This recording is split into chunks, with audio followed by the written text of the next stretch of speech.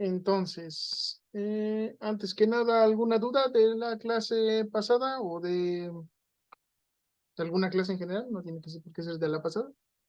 ¿Alguna duda? ¿Balances macroscópicos de materia o balances macroscópicos de energía?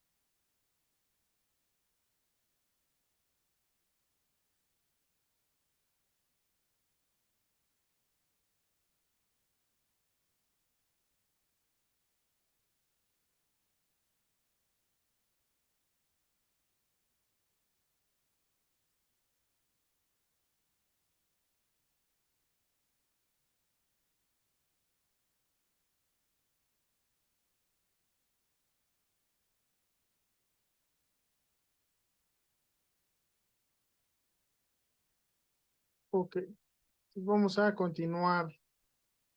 Mm,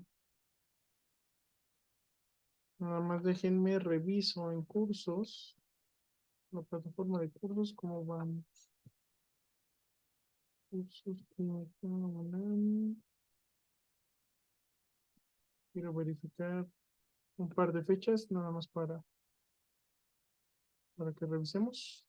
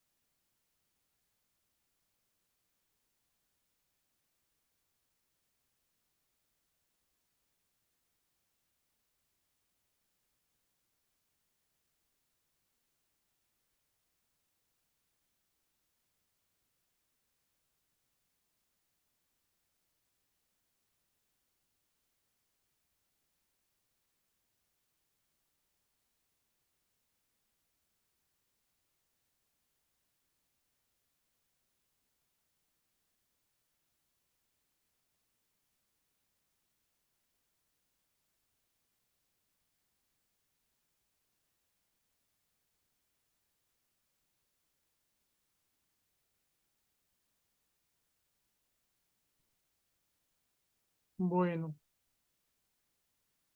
a ver, en principio tenemos,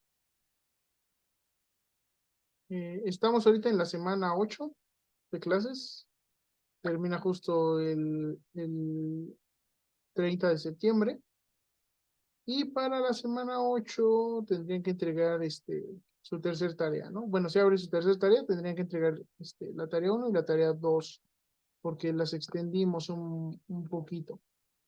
A ver, déjame ver si estoy viendo lo que... Sí.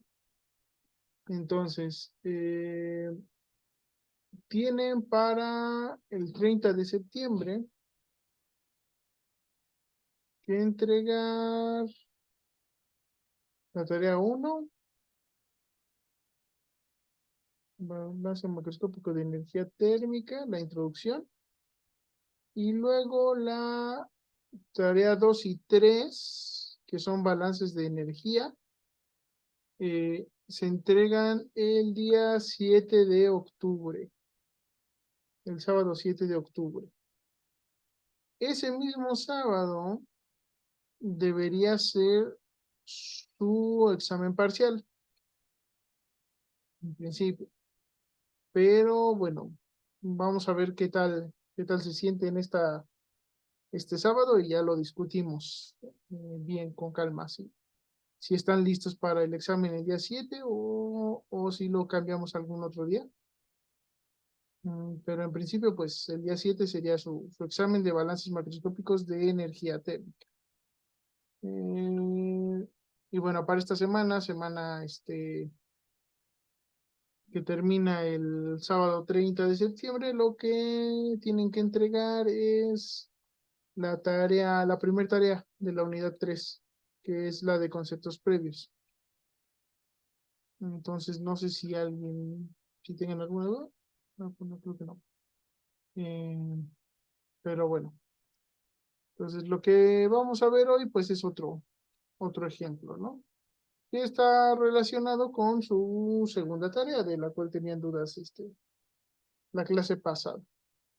Entonces, este ejemplo, pues es un balance macroscópico de energía térmica, en donde vamos a producir polvo de cobre, que es similar a lo que tienen en la tarea, ¿no? Entonces dice, se produce polvo de cobre atomizando cobre fundido. Lo grande, ahí debe estar. Atomizando cobre fundido con argón. Usamos argón porque el argón es un gas inerte. Si usáramos aire o un gas que tuviera oxígeno, puede ser que reaccione con el cobre fundido, porque está a muy alta temperatura. Entonces, alta temperatura y altas velocidades implican que haya una alta rapidez en los fenómenos de transporte, y eso hace que se oxide con relativa facilidad, ¿no? Si usamos algún gas que sea oxidante. Entonces eso generaría una capa. Ahora hay otros gases que no son inertes que también podrían formar algunos otros compuestos de cobre que también podrían ser malos para la eficiencia, ¿no? Nosotros normalmente queremos polvo de cobre o para hacer recubrimientos o para hacer piezas mediante metalurgia de polvos, que ahí en ese caso lo que se hace es calentar, elevar la temperatura y con alta presión, pues se le da la forma de la pieza que necesitamos, ¿no? Em, y bueno, entonces necesitamos que sea cobre, que no tenga muchas impurezas. Por lo tanto, pues usamos un gas inerte, como es el argón. Entonces el gas impacta sobre la corriente de metal fundido a 1250 grados centígrados sobre el chorro de metal, solidificándolo en pequeñas partículas. Entonces eso nos va a dar como resultado esferitas de cobre. No tienen por qué ser perfectamente esféricas, pero sí van a tener una cierta redondez dentro, en medida de lo posible. Lo que queremos es que sean lo más homogéneas posible, ¿no? Tanto para hacer recubrimientos como para, si lo queremos pues, hacer metalurgia de polvos, entonces entre más homogéneas sean, lo mejor. Se utiliza un flujo de argón a la entrada de 25 metros cúbicos por hora. A la salida, el argón abandona el reactor a 700 grados centígrados. Las pérdidas de calor en el reactor son 500 kilojoules por hora. Todo el proceso se desarrolla a una atmósfera de presión, y dice que veamos la figura 1. Entonces, la figura 1 es un esquema de lo que estamos haciendo, ¿no? Entonces, tenemos cobre fundido que está a 1250 grados centígrados. Eso nos va a alimentar un chorro de metal líquido que después se va a atomizar con un gas. Entonces, un spray es básicamente una combinación de gotas con gas. Ujú. Y eso genera un spray que esas gotas solidifican y entonces nos generan partículas de cobre, y esas partículas pues son recolectadas, ¿no? Nosotros necesitamos que sea un gas inerte, como les decía, para que no haya reacción química. Y ese gas entra a 25 grados centígrados, que es argón, y sale a 700 grados centígrados. Y por abajo tenemos un polvo de cobre que tiene una temperatura de salida que varía entre 100 y 150 grados centígrados. ¿Por qué varía? Porque el flujo está controlado por gravedad. Al estar controlado por gravedad, pues puede haber un flujo máximo y un flujo mínimo. Si tenemos más flujo de cobre, pues tenemos más energía térmica. Entonces el argón tarda más en perder esa energía térmica. Por lo tanto, pues vamos a generar un polvo más caliente, porque requiere más flujo. Como el flujo es constante, por eso va a salir más caliente. El flujo de argón es constante.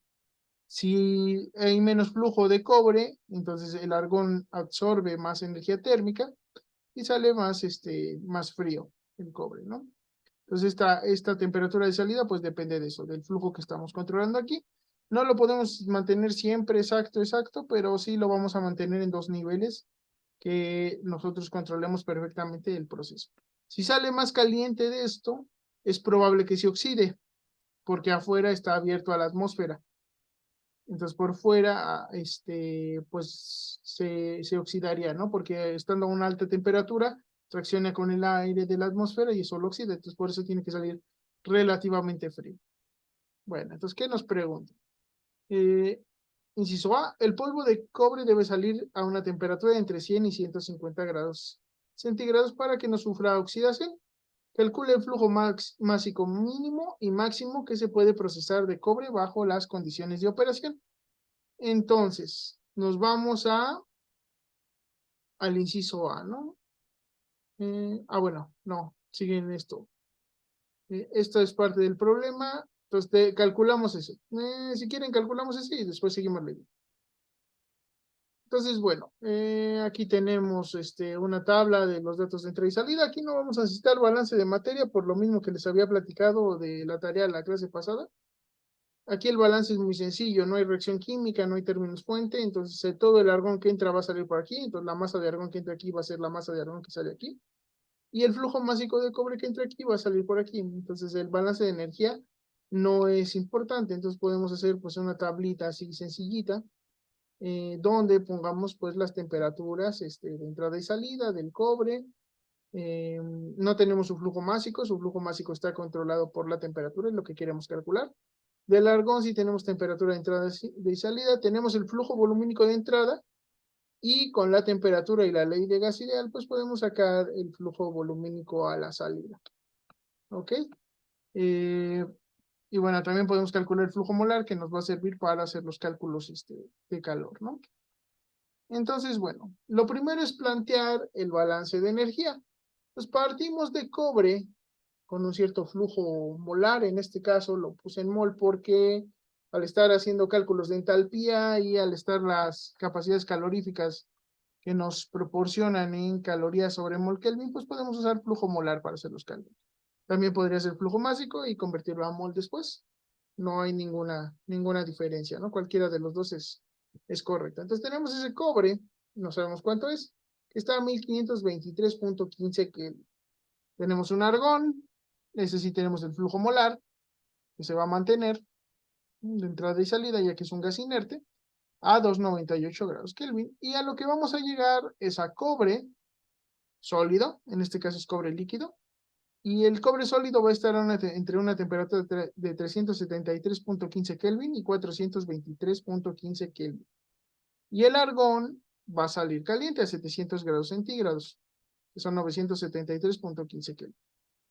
Nosotros queremos pasar de este estado inicial a este estado final, sabiendo que la suma de las entalpías es igual a 0.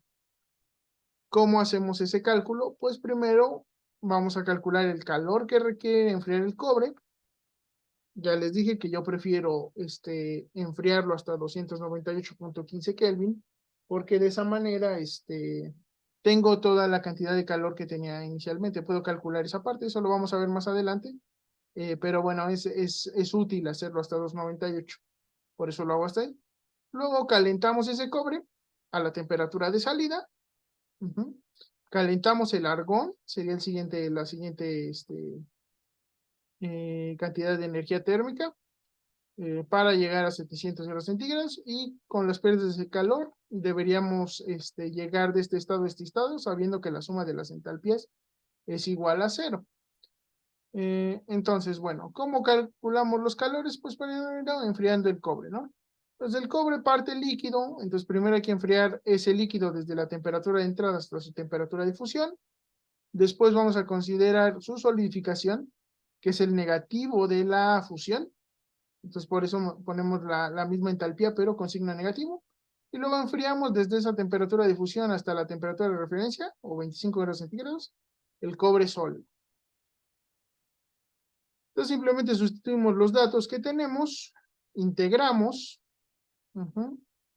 y esto pues nos da un valor numérico, sumamos los tres y tenemos un valor constante, ¿no?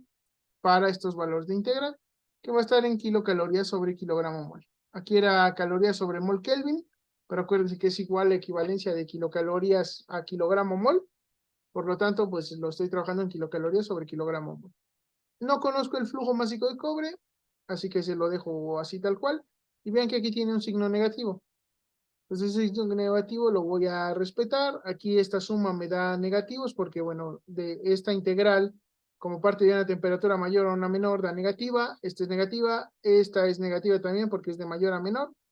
y con este negativo para, en lugar de verlo desde el punto de vista del cobre, verlo desde el punto de vista de mi proceso, pues obtengo lo que es el valor de las calorías, ¿no? Por cada kilogramo mol. No conozco el flujo molar. Entonces lo dejo así, tal cual. Luego calentamos el cobre, que simplemente sería de la temperatura de referencia a la temperatura de salida. La temperatura de salida cambia un poquito. Sí la conozco y podría calcular los dos extremos, pero en este caso es preferible dejarlo como una variable, a pesar de que pues, yo voy a saber el valor, ¿no?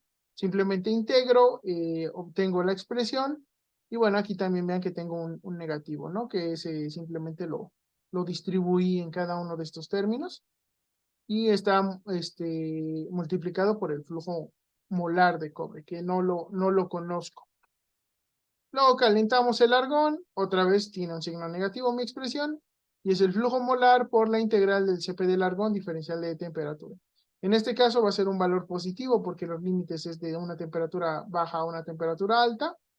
Y entonces el Cp aquí lo tengo en kilojoules sobre kilogramo mol Kelvin, hay que pasarlo a kilocalorías para poder sumarlo a estos de acá. Entonces hacemos la conversión y obtenemos la expresión de H3. Vean que aquí no tengo ninguna variable. H4, que son las pérdidas de calor, pues simplemente igual las que transformo a kilocalorías para poder sumar. Otra vez nuevamente hay que ponerle el signo correspondiente al proceso. Es un signo negativo. Y pasamos a lo que es el balance de energía térmica. Aquí tenemos 4 aportes caloríficos, H1, H2, H3 y pérdidas de calor. La suma de todos debe ser igual a 0. Pues la primera no conocía el flujo de cobre, la segunda no conozco el flujo de cobre y la temperatura de salida sí la conozco, pero todavía no la sustituyo porque tengo varias opciones de temperatura de salida que varían entre 100 y 150 grados centígrados.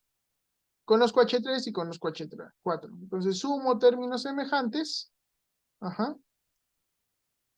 Y a partir de aquí, pues puedo obtener lo que es el flujo molar de cobre, simplemente despejando de aquí el flujo molar de cobre, va a ser igual a la suma de estos dos,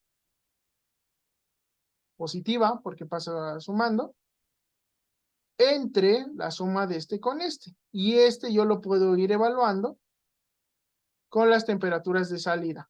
Entonces, estas serían las temperaturas entre 100 y 150. Este es el flujo molar de cobre y lo puedo convertir a flujo másico fácilmente, ¿no? Multiplicando por su masa, por la conversión de equivalencia de masa molar, ¿no? Que sería un mol equivale a cierta cantidad de masa. Entonces, de esa manera, pues yo llego a obtener lo que es la masa de cobre. Y bueno, aquí hice una gráfica para poder visualizar eso, ¿no? Cómo cambia el flujo másico de cobre con respecto a la temperatura.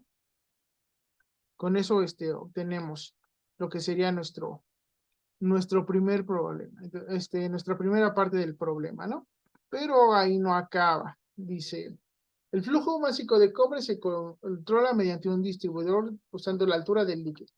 Para alimentar este distribuidor, previamente se debe fundir cobre en un horno continuo de fusión obteniéndose a 1300 grados centígrados. Esos 50 grados extras son para compensar las pérdidas de calor durante el transporte al distribuidor, ¿no?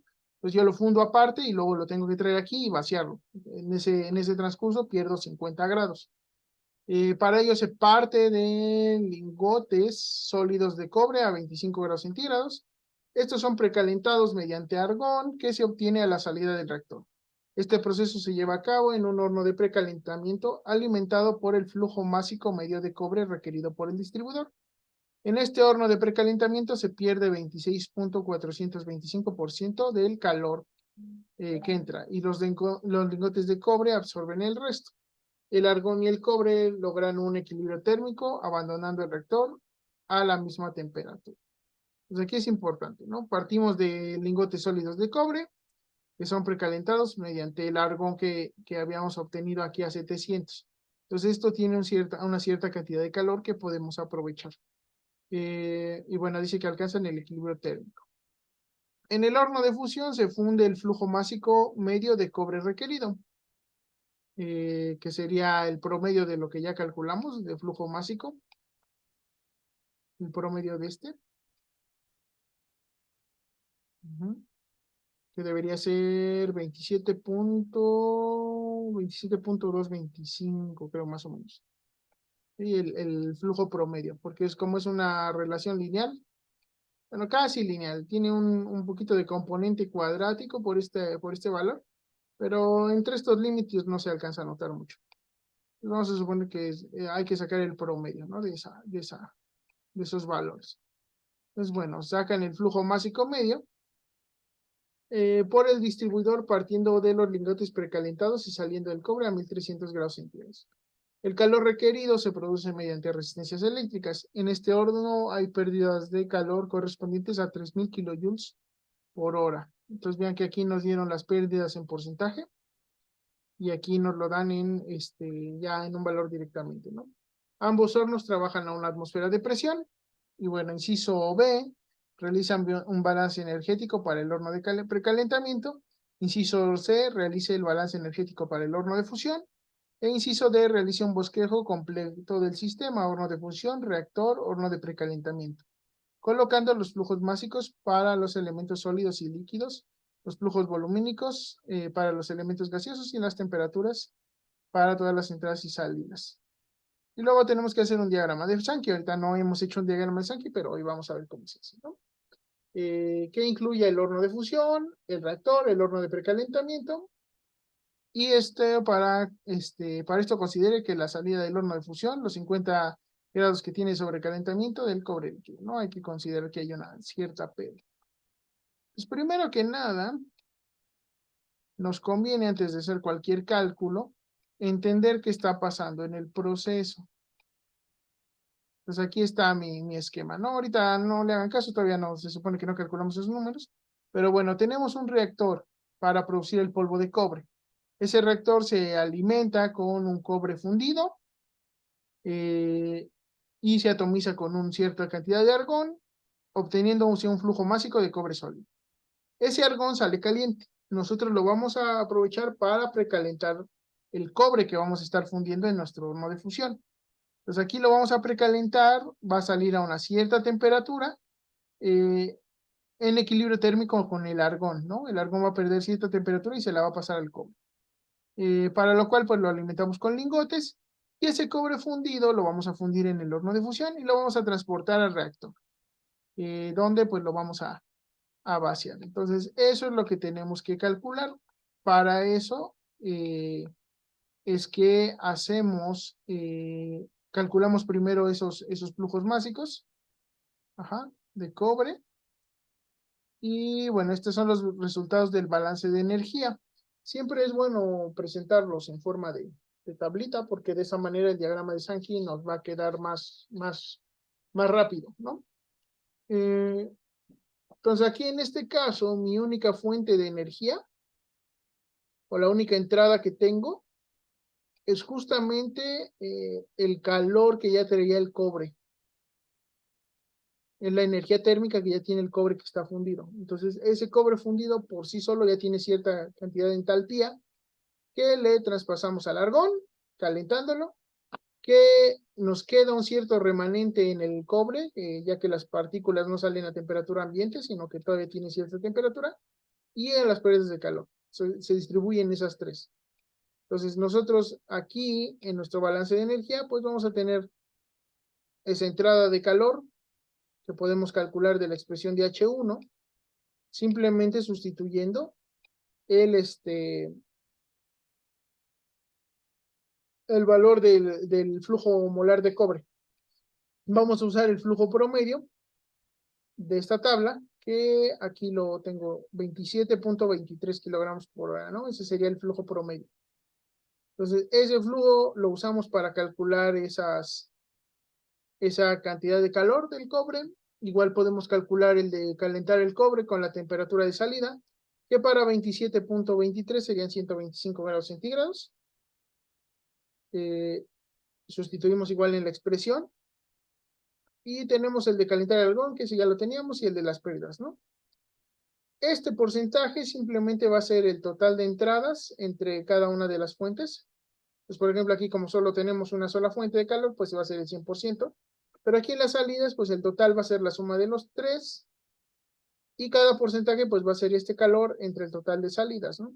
Pues vean que el cobre tiene un 5.36% del calor remanente, el argón se lleva un 70.20% de ese calor, y las pérdidas de calor son como de 24.45%, ¿no? Entonces este calor que tiene el argón, por eso lo vamos a usar para precalentar los lingotes de cobre, porque es mucho calor todavía.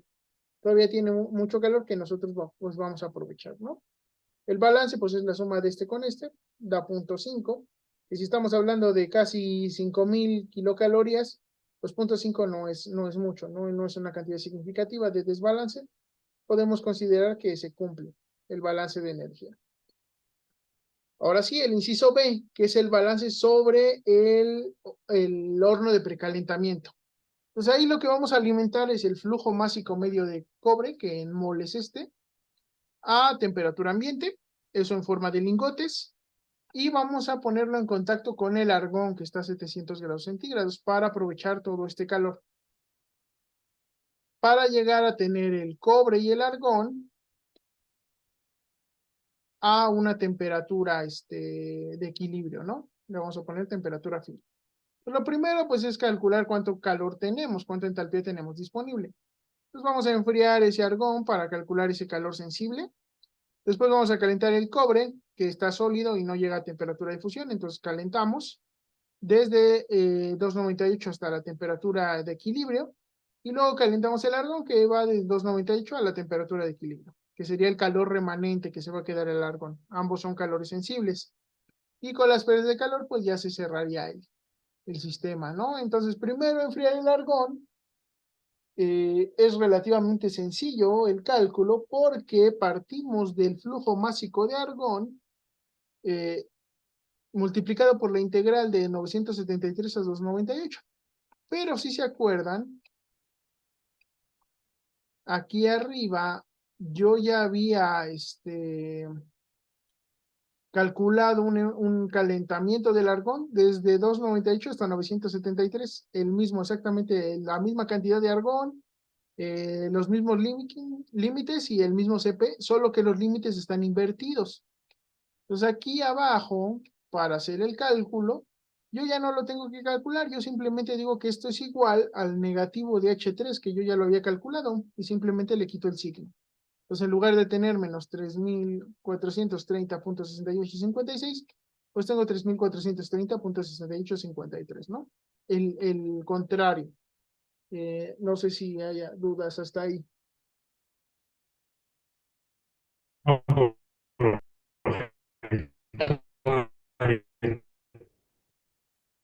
Ay, como que no escuché bien. A ver otra vez. No, profe, todo bien. Ah, ¿todo bien? Ok. De momento todo bien. Entonces, a ver, tenemos ¿no? Que es el calor. Después calentamos el cobre. Aquí sí la temperatura de equilibrio no la conocemos. La vamos a dejar como una variable. eh, pero sí sabemos el flujo másico, que ahora va a ser el flujo másico medio, y conocemos el CP del sólido. Entonces simplemente integramos. Ya tenemos una expresión para ese segundo calor en función de la temperatura de equilibrio. Calentar el argón, otra vez no conocemos la temperatura de equilibrio. Entonces simplemente integramos, sustituimos, y de esa manera pues obtenemos otra expresión que depende de la temperatura de equilibrio. Y las pérdidas de calor, aquí decían que era del 26.425.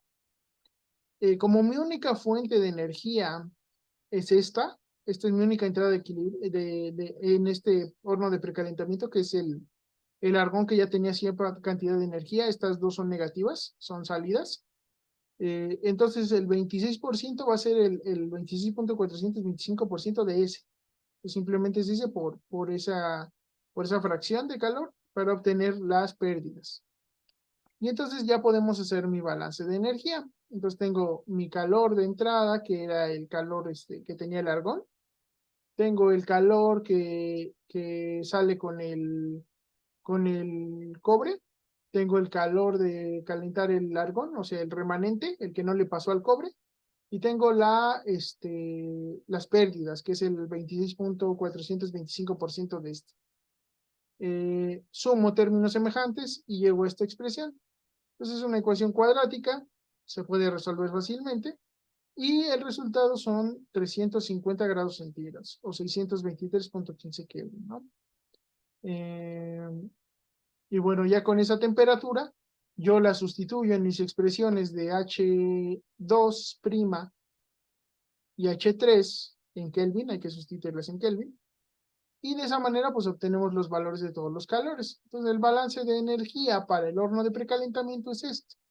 Entonces mi única entrada de energía es el calor que tiene el argón. Ese argón que viene a 700 grados centígrados es mi fuente de energía. Por lo tanto, pues es el 100% del calor. ¿Cómo vamos a aprovechar esa energía? Pues vamos a usar una parte para precalentar el cobre, otra parte se va a quedar remanente en el argón porque, bueno, no podemos bajarlo por debajo de la temperatura de equilibrio porque entonces ya estaríamos rompiendo leyes termodinámicas. Y están las pérdidas de calor propias del horno, ¿no? Una parte del calor pues se va a ir a la atmósfera. En este caso un horno de precalentamiento simplemente es un sistema de intercambio de calor.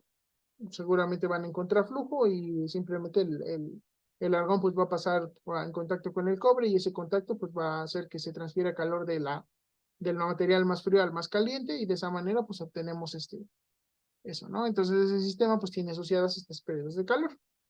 Entonces el total pues sería la suma de estos tres y si ven pues es igual a la entrada. Por lo tanto el balance es cero. Y pues este porcentaje, les digo, simplemente lo calculamos dividiendo el flujo de calor entre el flujo de calor total y de esa manera pues obtenemos el porcentaje. No sé si tengan alguna duda. Hasta ahí.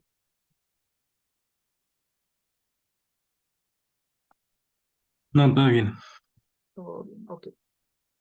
Entonces ahí ya tenemos nuestro segundo sistema. Ahora pasamos al horno de fusión. El horno de fusión es relativamente más sencillo porque pues nuestras entradas de energía son este cobre, que ya tiene una cierta energía, ya está calientito, y energía eléctrica, calor de las resistencias. Entonces lo primero que vamos a hacer es calcular cuánto calor tenemos disponible en este cobre, enfriándolo, calculando el calor sensible de enfriarlo a temperatura ambiente, y luego calentamos hasta la temperatura que queremos, que son 1300 grados centígrados. Para lograr alcanzar esa temperatura, pues tenemos que usar el calor de las resistencias, ¿no? Entonces sería como un término fuente.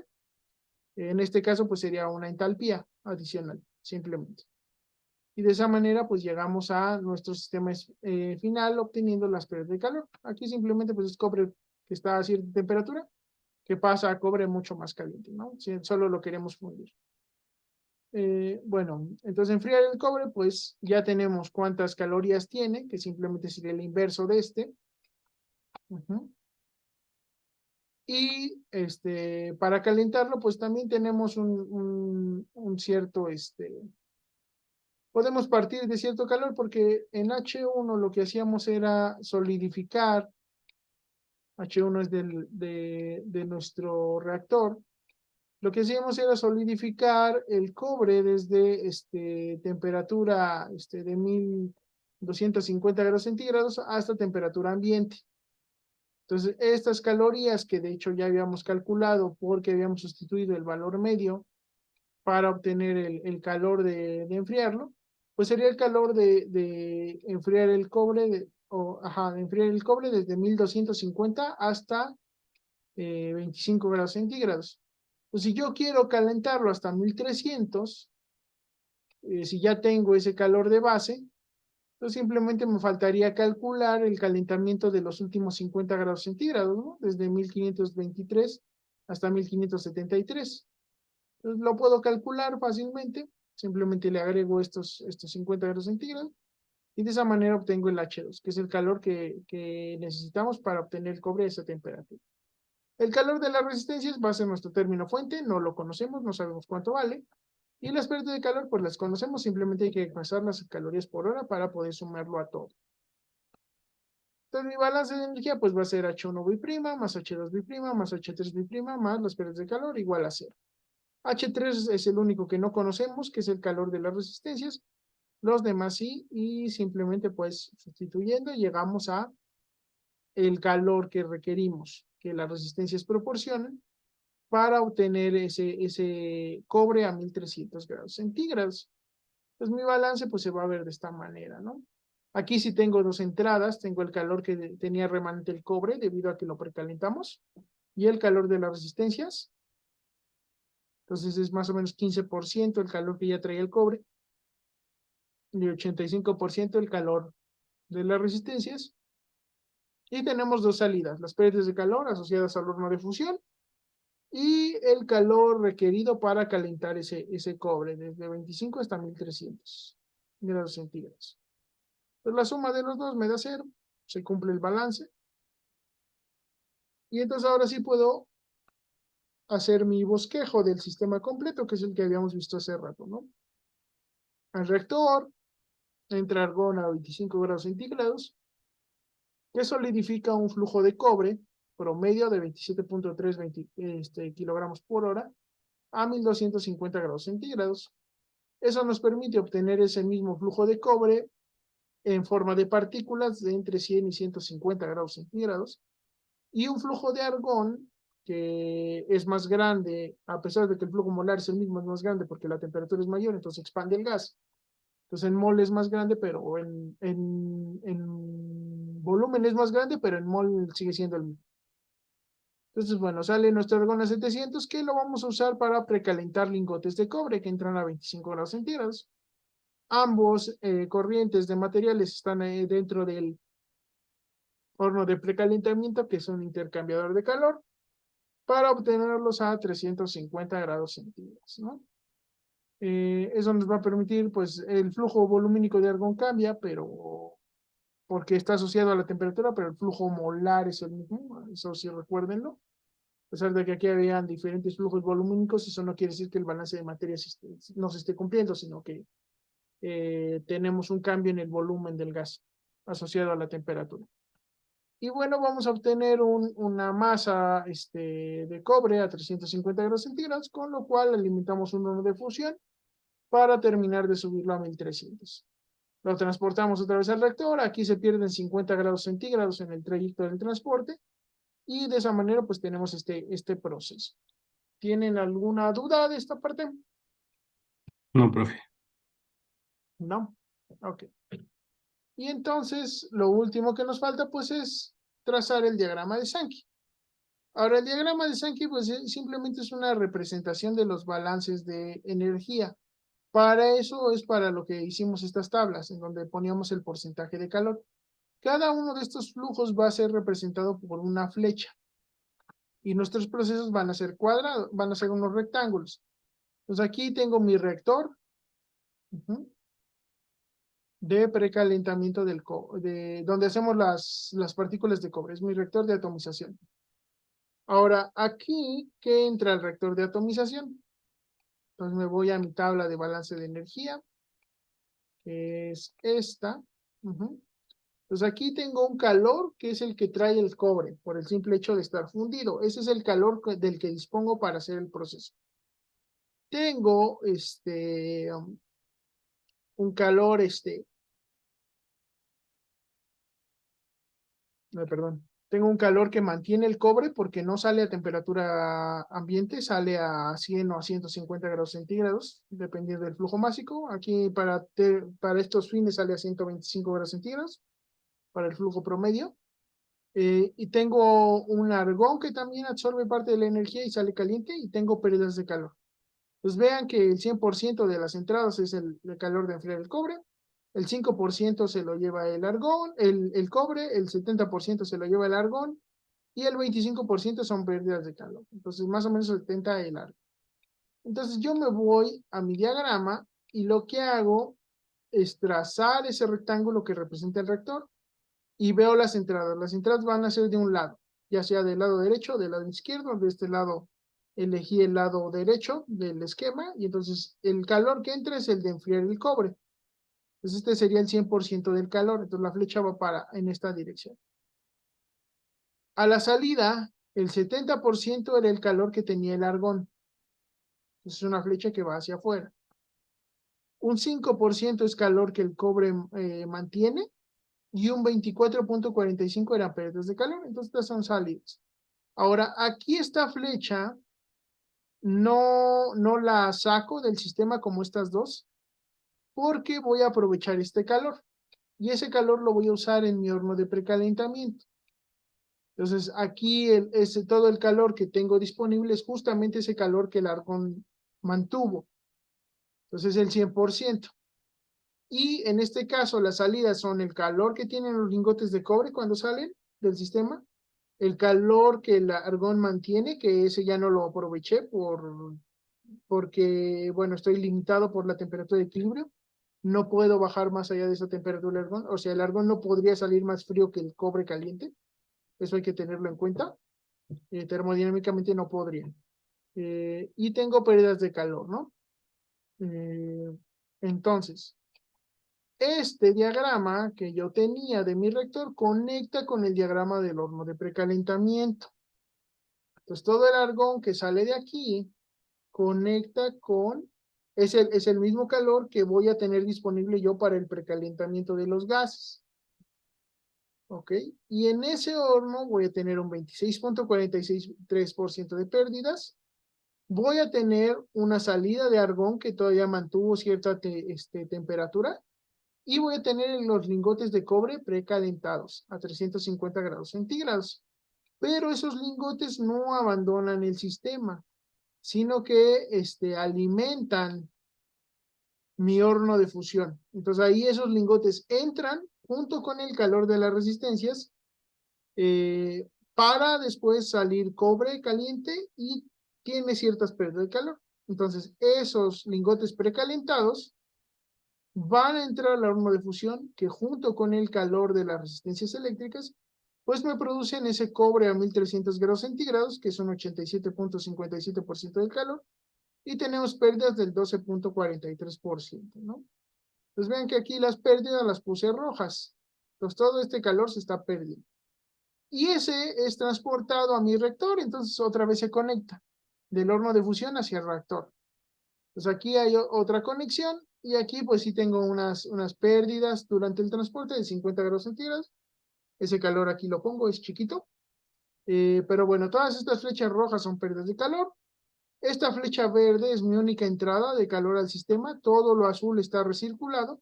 Y estas amarillas es el calor que está abandonando el sistema, por así decirlo. Tanto en el cobre, que las esferitas siguen calientes, como en el argón, que únicamente bajó de 700 a 350, pero que todavía tiene cierto calor. Ya no lo puedo aprovechar para el precalentamiento de lingotes, pero pues podría usarlo para otra cosa, ¿no? Si todavía hay algo más que pueda hacer, pero bueno, ya no es tanto calor, ¿no? Como al principio, que podíamos perder bastante. Y bueno, así se traza el diagrama de Sankey. Ahora, ¿para qué sirve el diagrama de Sankey? Para ver dónde están las áreas de oportunidad para hacer más eficiente el proceso. En este caso, yo veo que estoy recirculando mucho calor, con lo cual mi proceso es muy eficiente. Que sí es verdad que se pierde algo en el calor y algo en el cobre y algo en el argón, pero no son flujos muy elevados. Aquí a lo mejor y sí, pero ya no veo cómo aprovecharlo. Y bueno, puedo ver las pérdidas. Entonces vean que de pérdidas de calor, más o menos estamos hablando de un 24%, un 26%, un 12%. Entonces el horno está muy bien aislado. A lo mejor podríamos eficientar el transporte de calor en el intercambiador para que estas pérdidas sean menores, o en el reactor podríamos intentar aislarlo más para reducir las pérdidas de calor y que el proceso sea más eficiente. Pero en general este proceso es relativamente sencillo, es relativamente eficiente, así como está planteado. Entonces aquí no valdría la pena hacerle tanto como modificaciones, ¿no? Al mismo. O sea, sería en otros sistemas donde, por ejemplo, tuviéramos, no sé, pérdidas del 30%, o que aquí el cobre no fuera el 5%, fuera un 30%. Entonces ahí pues sí valdría la pena que el cobre saliera más frío, ¿no? Para aprovechar más el calor y evitar más la oxidación. Entonces ahí depende de qué estemos buscando. Entonces no sé si hay alguna duda. Sí, profe. Ujú. El H3', el que está en medio, Ajá, ¿Tenés la flecha amarilla? No, No, no, no, la otra, la otra, el H3 prima 48. es, el H3 prima sí es la flecha amarilla, Ah, es ok. el argón, es el calor que viene que el argón conserva después del intercambiador, es el prima, es Ah, ok. Ujú. es casi el 50%. Entonces, es el que se recircula, ¿no? No, es el que sí abandona el sistema. El Ah, recirculado es el que es el primero, el que sale del ah, reactor. Ese lo recirculamos al horno de precalentamiento. Ese es cierto. H3. Luego, en el intercambiador, yo parte del calor lo aprovecho en calentar los lingotes de cobre, pero mi argón no lo puedo enfriar hasta temperatura ambiente. Más que nada por el equilibrio térmico, ¿no? Lo más que puede salir es o sea, a ver, cómo lo explico? Está en contacto un material caliente con uno frío. Entonces, en este caso, el cobre está frío y el argón está caliente. Yo puedo transferirle calor del argón al cobre, pero hasta cierto límite que está dado por la ley cero de la termodinámica, en donde la temperatura de equilibrio, pues, no puede ser, no puede ser rota, ¿no? O sea, yo no podría hacer que todo el calor del argón se transfiera al cobre, porque entonces el cobre saldría a, no sé, a 500 y el argón a 25. Pero ahí el argón está limitado porque pasando a la temperatura de equilibrio, ya estaría rompiendo esa ley, porque ya no, o sea, físicamente no es posible yo calentar más allá de cierta temperatura. Por ejemplo, vamos a ponerle números hipotéticos, ¿no? Aquí mi equilibrio es 350, entonces yo podría, por ejemplo, sacar el argón a 400 y el cobre a 250, por ejemplo.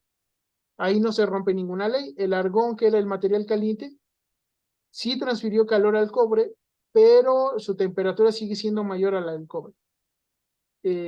Si yo intento pasarle más calor, llega al equilibrio 350, pero si yo quisiera pasarle más y que el argón saliera a 100 grados centígrados y el cobre a, este, no sé, a 500, ahí ya no podría porque ahí ya estoy rompiendo leyes termodinámicas. Yo no puedo quitarle tanto calor como para que quede más, o sea, esté más caliente el cobre que el argón. O sea, no podría físicamente. Sí, ok, es ilógico, ¿no? Sí, sí. Entonces, pues ahí no puedo. Así que por eso pierdo tanto calor. Parece que es mucho, pero pues es lo más Ajá, que podemos quitarle. O sea, no podríamos quitarle más como está planteado, tal como está planteado. ¿Ok? ok. Podríamos incrementar el flujo de cobre. Sí podríamos incrementar el flujo másico de cobre para que pudiera absorber mayor cantidad de calor, porque no solo depende de la temperatura, sino también de la masa.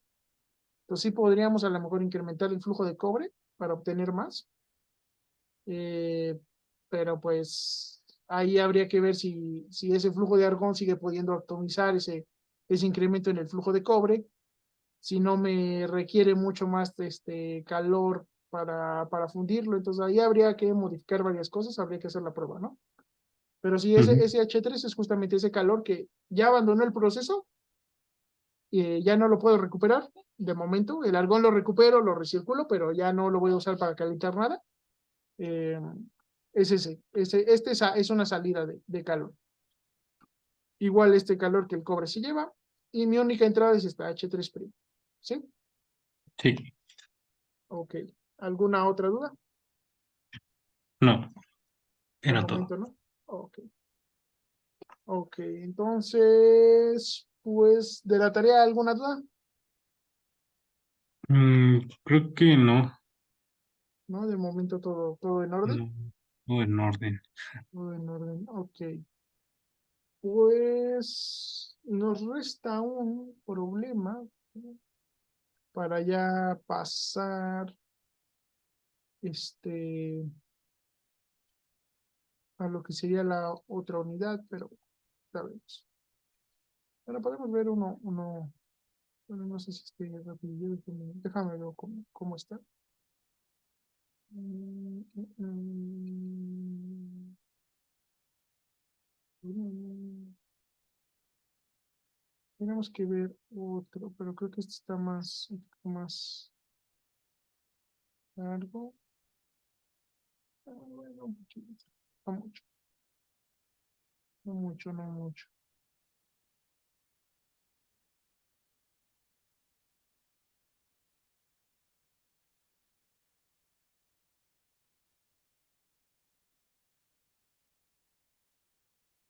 Vamos a ver, vamos a empezar para, para terminarlo la próxima.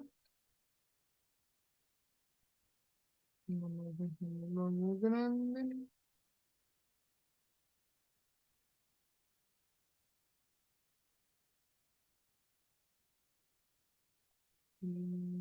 Comparto pantalla.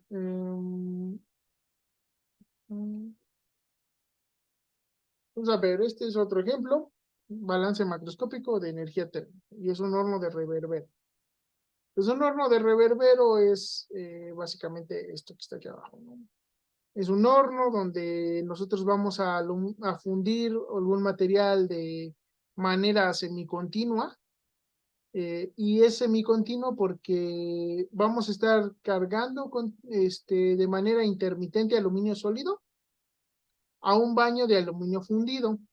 Y ya una vez que alcanzamos cierto nivel, sacamos por aquí este aluminio líquido, se le llama desangrar el horno o sangrar el horno. Entonces le quitamos un taponcito de material cerámico y por ahí sale un flujo de aluminio líquido. Nunca lo vaciamos por completo porque estando pues una base de aluminio líquido, o sea, estando el aluminio líquido es más fácil que el resto del aluminio se funda porque ese aluminio incrementa la transferencia de calor entre el sólido y el líquido en comparación a tenerlo sólido con gas.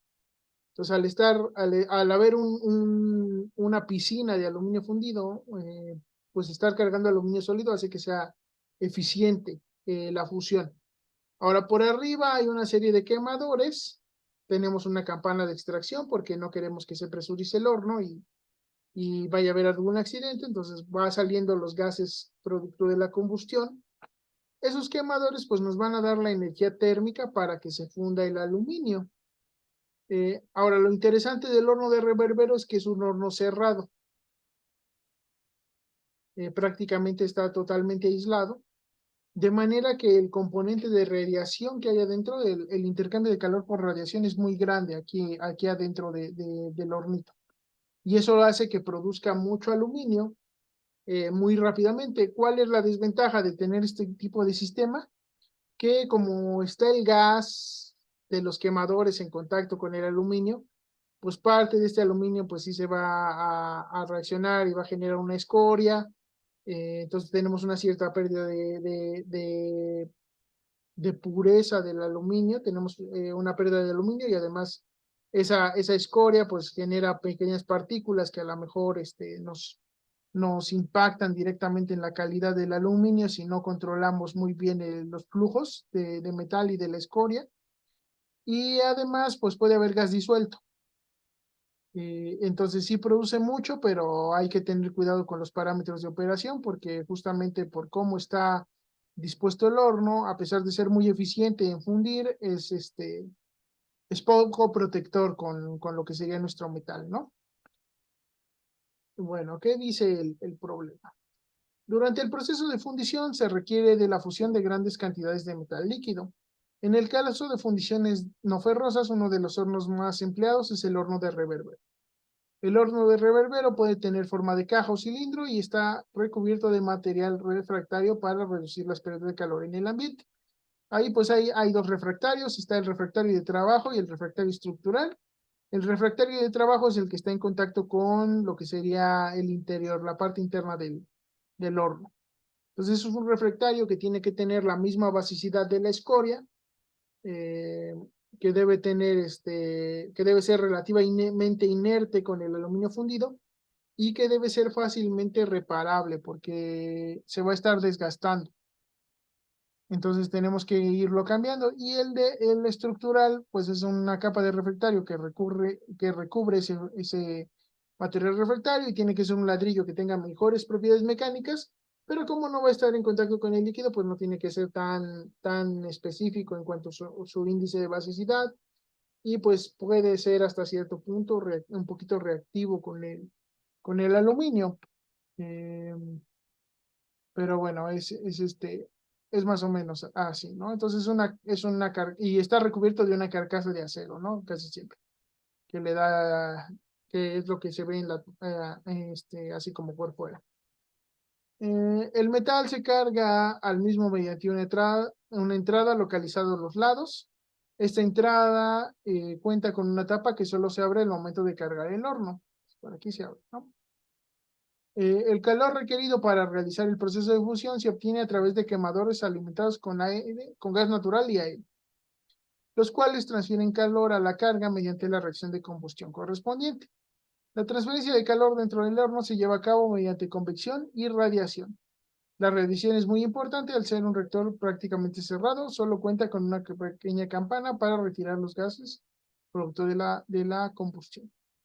El horno nunca se vacía de metal fundido, siempre cuenta con cantidad suficiente para que la fusión del metal sólido que se cargue al mismo sea rápida, digo, eso acelera. Y en la parte baja del horno tiene un tapón, el cual se retira para vaciar parcialmente el horno. Entonces, una vez que llega a cierto nivel de metal, se le quita el taponcito y se vacía, ¿no? Dado que nunca deja de entrar y salir metal completamente, se trata de un reactor semicontinuo, por lo que se puede tratar como un proceso continuo para realizar balances energéticos dentro del mismo. Y bueno, tenemos un esquema típico que es este que tengo aquí, ¿no? Lo vamos a tratar como un reactor continuo, para los fines.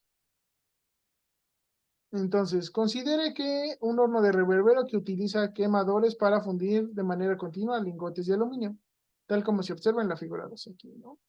Nótese que se ha considerado un solo quemador en lugar de un conjunto de quemadores. Esto ayuda a realizar el balance más fácilmente, pero hay que considerar este único quemador como la suma del resto de los quemadores.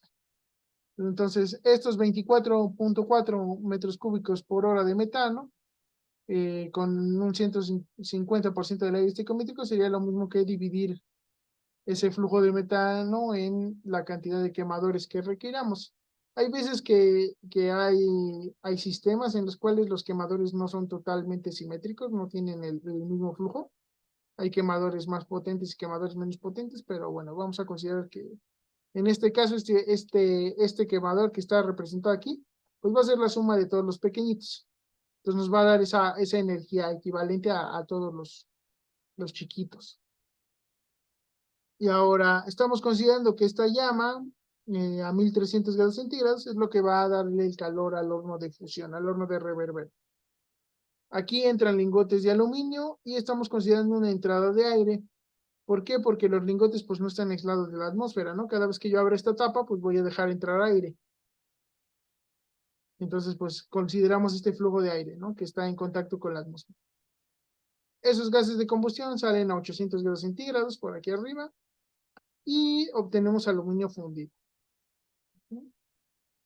No vamos a considerar oxidación del aluminio, no hay pérdidas del aluminio y no sale escoria. Y pues vamos a considerar que la combustión es efectiva al 100%, es decir, todo lo que tenga que combustionarse se va a combustionar, porque tenemos un exceso de aire del 50%, ¿no? Con respecto al que tendríamos estequiométrico. Entonces, entonces quieren realizar un balance de materia para el sistema, calcular las pérdidas de calor del proceso, realizar un diagrama del Sankey del quemador y el horno. Y calcule la eficiencia energética del horno mediante la siguiente ecuación, ¿no? Que es la energía efectiva utilizada en el proceso entre la energía total suministrada por 100. Esa sería mi eficiencia energética. Estos serían mis datos, ¿no? Tengo los CPs del oxígeno, nitrógeno, dióxido de carbono, vapor de agua y metano.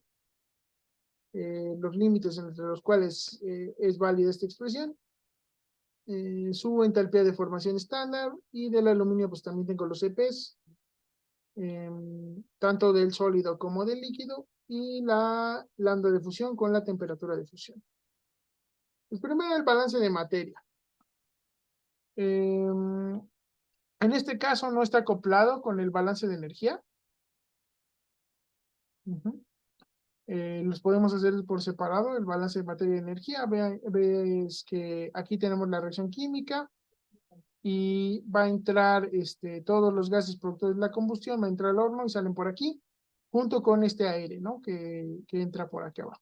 Y el aluminio, pues tal cual entra, va a salir, no vamos a considerar que haya pérdidas por oxidación.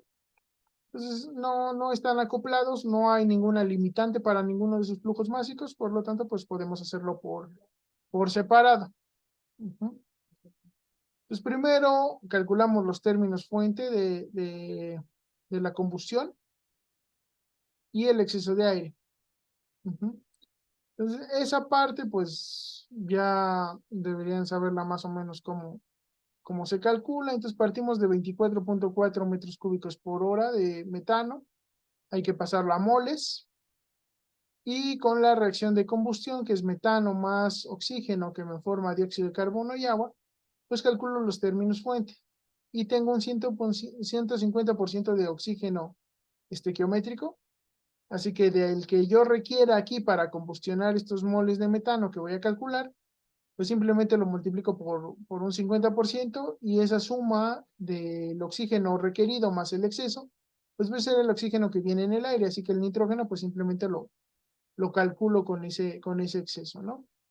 Entonces aquí están los flujos de los gases productos de la combustión. Este sería mi nitrógeno requerido, ujú, el oxígeno remanente, el vapor de agua producido, el dióxido de carbono producido, y pues puedo sacar la composición, ¿no? Esto sería la salida del quemador, es el producto del balance de materia.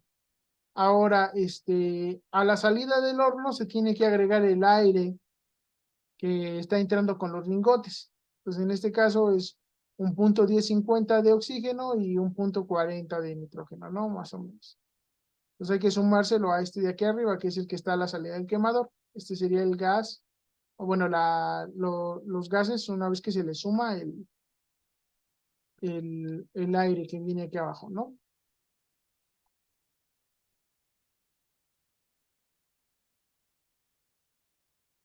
Y entonces, pues podemos usar esta composición para obtener el CP de mezcla de los gases de combustión y los gases a la salida del horno.